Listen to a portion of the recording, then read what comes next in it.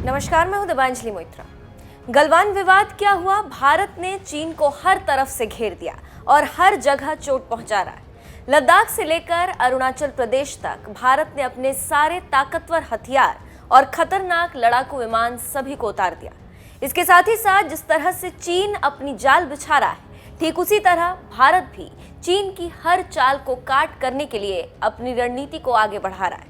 उसी कड़ी में भारत ने दुश्मनों की निगाह में आए बिना सैनिकों और भारी हथियारों को लद्दाख में पाकिस्तान और चीन की सीमा तक तेजी से मूव करने के लिए एक रणनीति बनाई, जिसमें भारत एक रणनीतिक तौर पर बेहद अहम नई सड़क पर काम करेगा। मनाली से लेह तक बनने वाली इस नई सड़क से पहाड़ी राज्य लद्दाख तक तीसरा लिंक उपलब्ध हो जाएगा। चीन के साथ पूर्वी लद्दाख में तनाव के बीच भारत का ये कदम बहुत ही शानदार माना जा रहा है।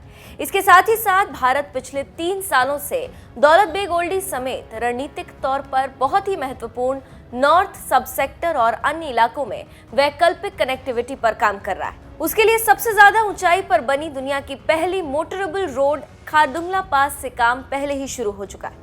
सरकारी सूत्रों की माने तो एजेंसियां मनाली से लेह तक नीमू, पद्म, दारचा होते हुए वैकल्पिक कनेक्टिविटी मुहैया कराने के लिए काम कर रही। इससे मौजूदा जोजिला पास वाले रास्ते और साचू से होकर मनाली से लेह तक के रूट के मुकाबले समय की काफी बचत होगी। अधिकारियों की माने तो नई सड़क से मनाली और लेह की दूरी करीब 3 से 4 घंटे तक कम हो जाएगी। इसके अलावा ना तो पाकिस्तान और ना ही कोई अन्य दुश्मन इस रोड पर आर्मी की मूवमेंट, तैनाती और लद्दाख तक तोप, टैंक जैसे भारी हथियारों की मूवमेंट को देख सकेंगे। लद्दाख तक सामानों और लोगों के परिवहन के लिए मुख्य तौर पर जोजिला वाले रास्ते का इस्तेमाल होता है, जो द्रास कारगिल से लेह तक जाती है। 1999 में कारगिल युद्ध के दौरान पाकिस्तानियों ने इसी रूट को बुरी तरह निशाना बनाया था। उस दौरान रोड से सटे ऊंचे पहाड़ों से पाकिस्तानी फौज ने बमबारी और गोलीबारी की थी। सूत्रों की माने तो इस अहम प्रोजेक्ट पर काम पहले से ही शुरू हो चुका है और नई रोड मनाली को लेह से नीमू के नजदीक जोड़ेगा, जहां पीएम मोदी ने चीन के साथ तनाव के दौरान हाल ही में दौरा किया था।